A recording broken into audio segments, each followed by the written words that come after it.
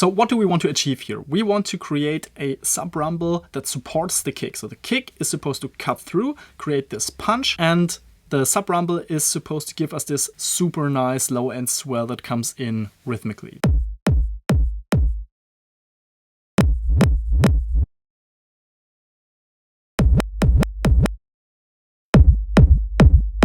Step 2 is to add some reverb. Now my favorite tool inside of Ableton Live is this hybrid reverb. Bigger spaces is my favorite for this.